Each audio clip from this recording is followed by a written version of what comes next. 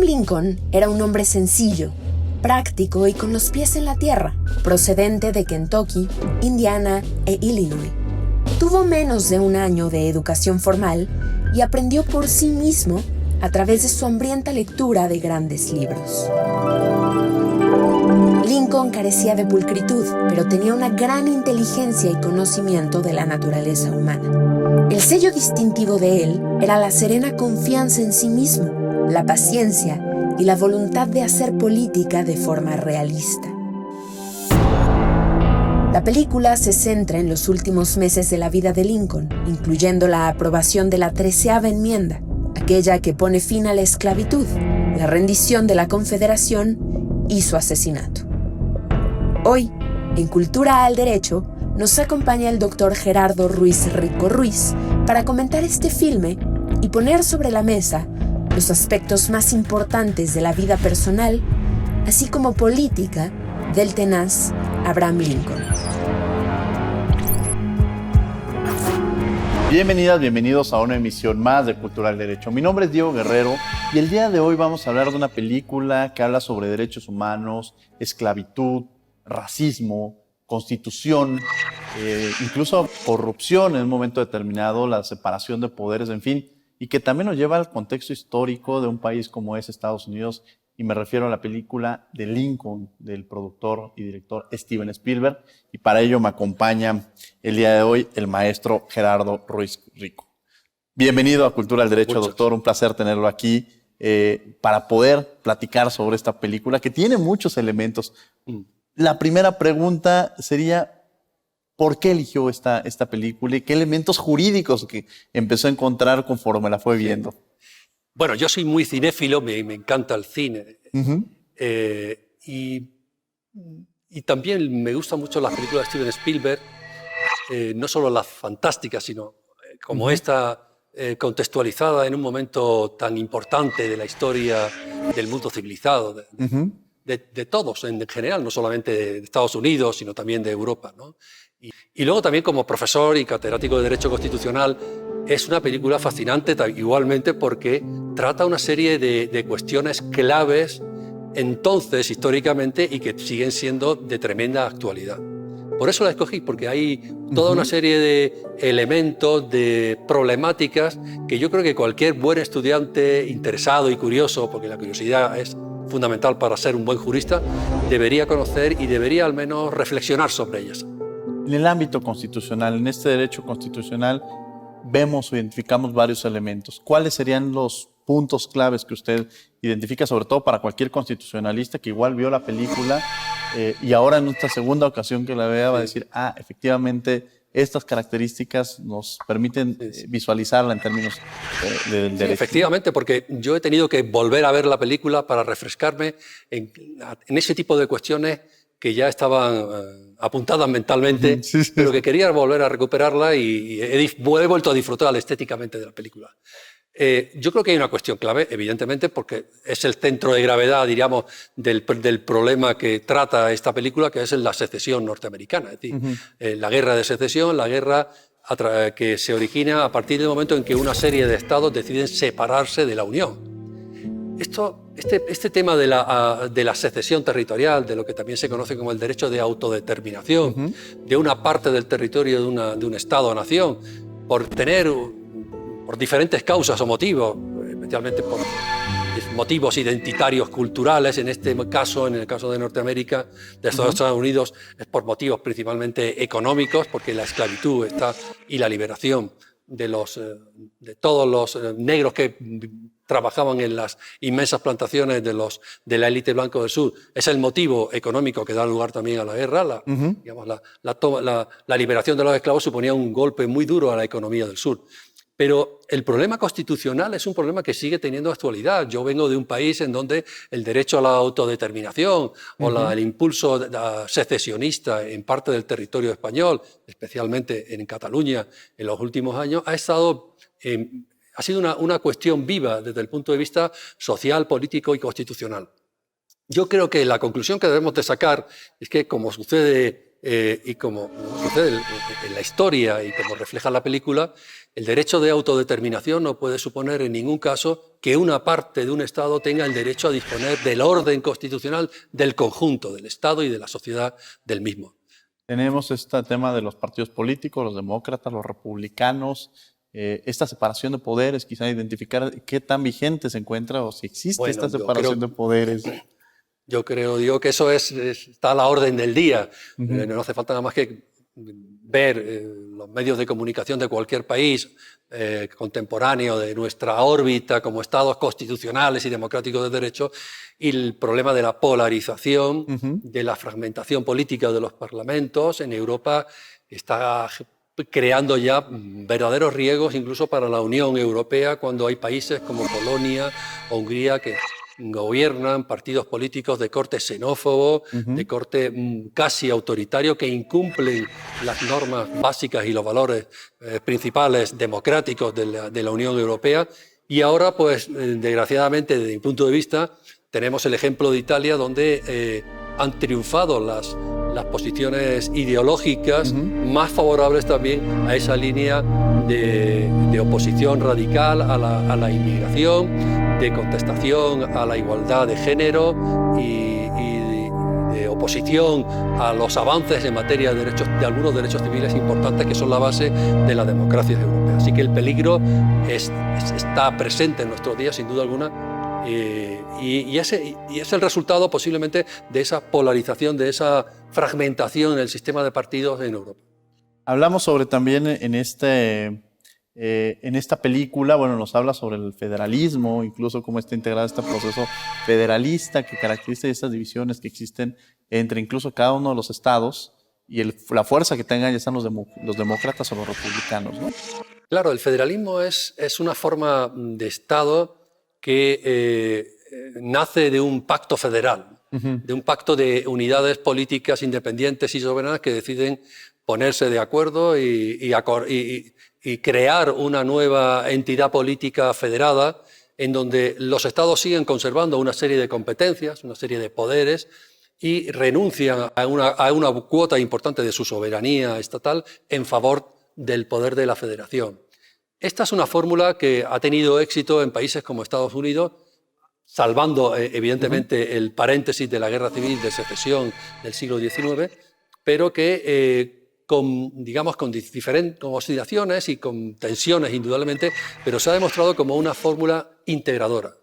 De ahí que el federalismo, visto desde Europa, por parte de aquellos estados que, como España o Italia y por supuesto Alemania, que es un estado federal, han construido una forma de Estado, han diseñado constitucionalmente una forma de Estado que en buena medida se parece o se homologa, como en el caso de Alemania o de España, incluso aunque no se llame España, no se pueda calificar a España de un Estado federal, se homologa a los Estados Unidos. Esto quiere decir que es un mecanismo que permite un equilibrio entre los intereses generales como federación, como Estado federal, y los intereses particulares locales de los diferentes territorios que la componen. México es un ejemplo también de Estado federado, ¿no? Claro. Vamos a tener que ir a un corte, pero no se vayan. Regresamos, estamos en Cultural Derecho.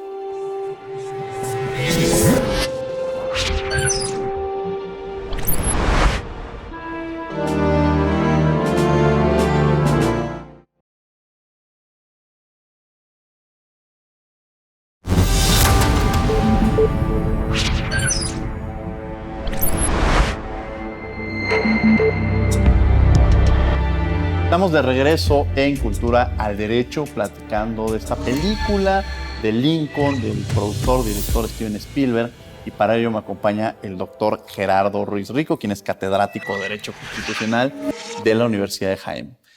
Ya hemos hablado un poco sobre partes importantes de la Constitución, sobre también la parte política, sobre el federalismo, y de pronto en esta película también lo que nos lleva a una reflexión, a una pregunta, quizá intermedio de la película, si el fin justifica los medios. Sí. Vemos que hay un interés del presidente que quizá en términos reales, en términos de derechos humanos legítimos, está preocupado sobre el tema de romper con la esclavitud, con el racismo, bueno, más bien con el tema del racismo, ¿no? El privilegiar estos derechos de las personas de raza negra. El fin justifica los medios en el factor de corrupción, porque empieza a comprar algunos... Claro. esa es la gran incógnita, a mi modo de ver, que deja la película pendiente de resolver, porque el resultado final es la aprobación con enormes dificultades de una enmienda que va a permitir liberar y conceder la libertad, eso que los propios padres fundadores norteamericanos ya reflejaron en la Declaración de Virginia de 1776, los hombres libres, esa idea de hombres libres que se reducía hasta entonces a los hombres blancos y, por supuesto, se excluía a los negros de esa condición de hombres libres. Pero, evidentemente, el fin nunca puede justificar los medios que se utilizan si estos son ilegales, son totalmente inconstitucionales. Esa sería un poco la conclusión que como personas del siglo XXI, juristas formados en el derecho y además específicamente en el derecho constitucional, que todos los alumnos de esta facultad empiezan a conocer desde las primeras semanas de clase, es algo que es un mensaje que hay que trasladar. El fin nunca puede justificar los medios. Sin embargo, en este caso se plantea un fin tremendamente legítimo, tremendamente loable, aceptable, que era la liberación de los esclavos negros, pero se utiliza, como efectivamente sucedió, un sistema de compra de votos que hoy en día nos llevaríamos las manos a la cabeza y rechazaríamos de plano y radicalmente. Yo creo que el fin nunca puede justificar los medios, porque si aceptamos esa tesis, podríamos en el futuro tener que aceptar y tolerar muchos comportamientos que serían inaceptables, rechazables totalmente de plano desde el punto de vista de los valores constitucionales sobre los que se construye nuestra sociedad. Bueno, el Estado de Derecho en esta parte teórica, como usted lo dice, todo constitucionalista estaría contrario o no respetaría o no justificaría el hecho de la compra. Pero sucede, hay factores de corrupción en México, en España, en el mundo. Sí, la corrupción. Le puedo dar un dato muy significativo de que en España ha habido muy pocas, un sistema parlamentario donde el gobierno depende de la confianza del Parlamento. Pero hay una tendencia netamente presidencialista en la evolución de una forma de gobierno parlamentaria que no es exclusiva de España, sino que se refleja también en otros modelos parlamentarios, como pueda ser el alemán o el italiano.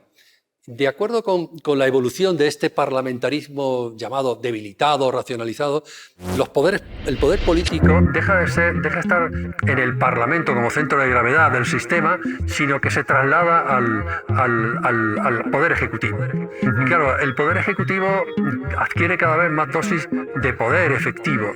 Los parlamentos tienen cada vez más dificultades en derribar a un gobierno al que le han otorgado previamente la confianza.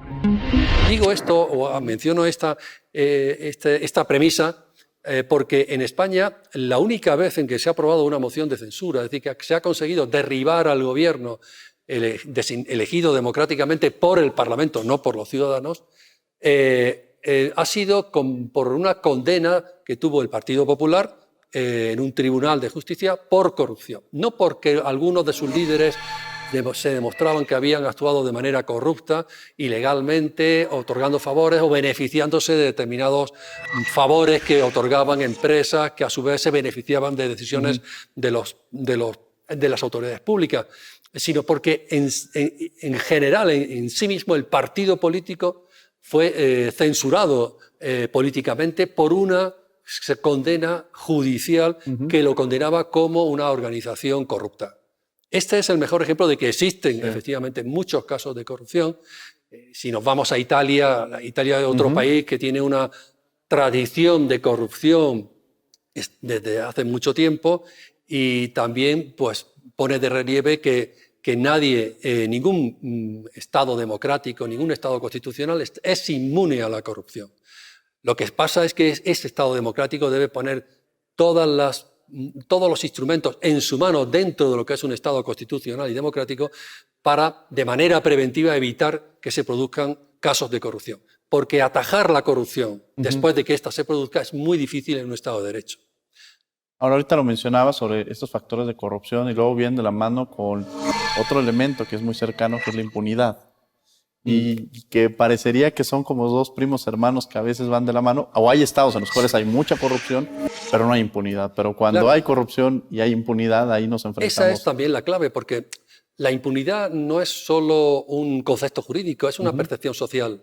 Y la sociedad percibe que aquellos que han sido condenados por corrupción o que se encuentran involucrados en casos muy claros de corrupción política o económica, acaban liberándose del control que el Estado debe ejercer sobre esos casos de corrupción y concluyendo en que la sociedad, el conjunto de la ciudadanía considera que esos corruptos acaban siendo impunes porque el sistema judicial actúa lentamente o porque se producen también formas de indulto social y electoral, cuando aquellos que estaban incursos en casos de corrupción judicial se presentan a elecciones y vuelven a obtener el respaldo de los ciudadanos.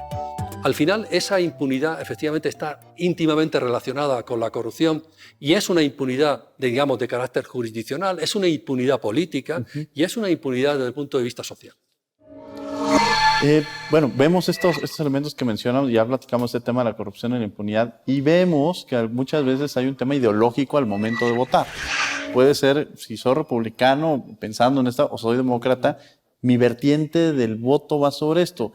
Si soy del Partido Popular, pues los términos ideológicos, este sería mi voto, claro. O del PSOE, este sería mi voto. Si soy de un partido de izquierda, es decir, ¿se respetan estos votos o se justifica el cambio de voto ideológico?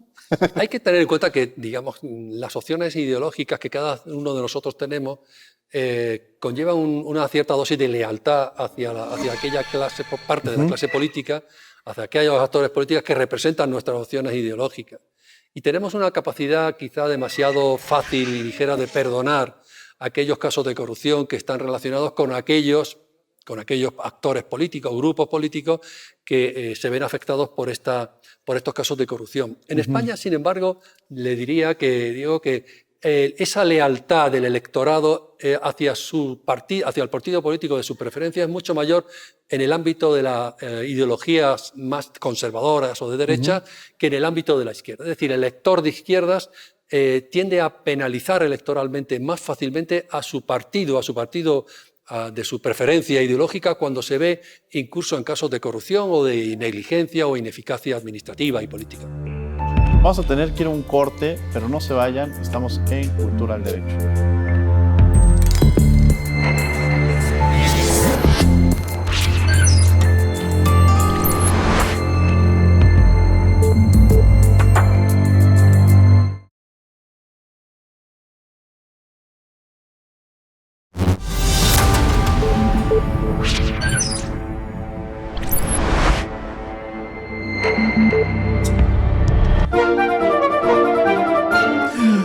Pero ¿por qué me dejas? ¿No que me odiabas? Ya te voy a regresar tu protagónico. No, me gustaba odiarte. Somos como el agua y el aceite. Ya encontrarás otro aceite. Es que la verdad que investigas bien y las cápsulas quedan bien bonitas. Alebrije, no llores. Yo no quiero hacer eso. Has sido un gran compañero en esta travesía. Tantas cosas me has enseñado. Te vas por lo de Betty la Fea, ¿verdad? Betty es una mujer preparada, inteligente y sencilla. Bajo su guía, la empresa que no la reconoce es rescatada de desaparecer. ¿Pero pues qué? Pues si le están pagando, que se sienta afortunada de tener trabajo, ¿no? No lo que se merece. No hay equivalencia entre lo que hace, cuántas horas está en el trabajo y lo que le dan. Pues claro, ella es una empleada, allí está para apoyar al dueño, para ponerse la camiseta, no para hacerse rica. Si quiere ser rica, pues que ponga su empresa, a ver si sí es cierto. Eso tiene nombre. Por supuesto que no, Alebrije. Aunque a veces me sacabas de quicio, me divertí mucho debatiendo contigo y aprendí un montón de ti y de tu sabiduría. Mejor, ayúdame a empacar. Parece que no acabaré nunca. Estamos de regreso en Cultura al Derecho platicando de esta película Lincoln de Steven Spielberg con el doctor Gerardo Ruiz Rico, catedrático de Derecho Constitucional de la Universidad de Jaén. Doctor, ya hemos hablado de muchos elementos tan importantes sobre el tema del federalismo, el tema de la 13ª enmienda, de cómo de alguna manera esta película se vuelve muy vigente para verla desde diversas ópticas y el reconocimiento de la separación de poderes, de un papel también importante de los diversos órdenes de partidos políticos, ideológicos también, Pero me gustaría entrar sobre el papel de las constituciones, la importancia que tiene una sociedad las constituciones y todo lo que rodea a las mismas en términos de reformas, del orden constitucional, todos estos elementos. Bueno, yo creo que habría que distinguir entre una constitución democrática y una constitución que no es democrática, una constitución que no se origina después de un proceso democrático. Cuando Pinochet aprueba una constitución en 1981 no lo hace con el apoyo, con el respaldo del pueblo, que como titular de la soberanía inexistente en aquel momento en Chile, pues no tuvo oportunidad para pronunciarse si aquella constitución le parecía aceptable como regla de convivencia, como reglas de juego para la convivencia de un país y el funcionamiento de sus instituciones y sociedad. Una constitución democrática es otra cosa, una constitución que surge de un acuerdo sobre las reglas de juego principales que deben regir esas instituciones, ese Estado y el funcionamiento de esa sociedad. Lo que pasa es que una constitución no es solamente reglas de funcionamiento, no es solamente instituciones, sino que es un conjunto de valores, un conjunto de principios, tiene un componente valorativo manifestado en forma de derechos y libertades que son algo mucho más cercano posiblemente al ciudadano que vive en su vida cotidiana y que por tanto es necesario respetar como una premisa importantísima o inevitable para una convivencia pacífica entre los miembros de esa sociedad. Lo que pasa es que son reglas de juego que tienen que pervivir durante un cierto tiempo. La Constitución norteamericana que Lincoln en la película intenta hacer respetar es una constitución que ya tenía bastantes años, desde finales del siglo, desde 1789. Entonces, las constituciones tienden a pervivir en el tiempo, tienen vocación de una vigencia temporal larga. Pero eso no quiere decir que no se tengan que modificar. La cuestión es que se tienen que modificar con los procedimientos que la propia Constitución establezca o con los procedimientos que se establezcan de acuerdo democráticamente por las instituciones representativas del pueblo. Lo que ocurre en la película, y se refleja perfectamente, es que los estados del sur habían roto ese consenso constitucional, habían roto las reglas de juego y por tanto pretendían salir del orden constitucional sin respetar las reglas que se establecían en la originaria Constitución norteamericana para reformar la Constitución. Y esto nos plantea otro problema. ¿Todas las aspiraciones políticas son legítimas constitucionalmente? Esta es una pregunta que en el caso de España ha tenido una respuesta en relación con el proceso de independentista de Cataluña. El Tribunal Constitucional llega a una conclusión que me parece aceptable. Podemos criticar otras sentencias de la máximo intérprete de nuestra Constitución, es lógico, y últimamente más. Hay una inclinación excesivamente conservadora, me parece a mí. Pero en este caso dije una cosa muy simple. Todas las aspiraciones políticas caben dentro de la Constitución. La única condición es que hay que conseguir que esas aspiraciones políticas salgan adelante con un procedimiento democrático y con un procedimiento previsto en la propia Constitución, la reforma constitucional. ¿Algo con lo que quiera cerrar? ¿Algún mensaje que le quiera mandar a quienes nos ven? Bueno, yo estoy muy contento de estar aquí en esta universidad de siglos, ¿no? Me recuerda a la universidad en la que yo me formé primero como estudiante y después ya como doctor, la Universidad de Granada. Igualmente una universidad secular. Creo que, como yo le digo a mis alumnos en la primera clase, en las aulas que comparten los hoy estudiantes de primero de Derecho, está la futura élite de este país. Están formándose junto a quien puede llegar a ser el gobernador de un estado, el alcalde de la Ciudad de México o, por qué no, la presidenta futura del Estado republicano. Yo creo que esa es una responsabilidad muy grande la que tienen los estudiantes de Derecho, que deberían asumir desde el primer día como una autorresponsabilidad que los encara y los desafía frente a un futuro no muy lejano. Doctor Gerardo Ruiz Rico, muchas gracias por haber estado con nosotros aquí en Cultural Derecho. Les agradecemos a ustedes que nos hayan acompañado el día de hoy en esta emisión. Los invitamos los martes. Los martes también estamos en Radio UNAM en 96.1 FM a las 4 de la tarde en Derecho a Debate. Por lo pronto, que tengan muy buen día.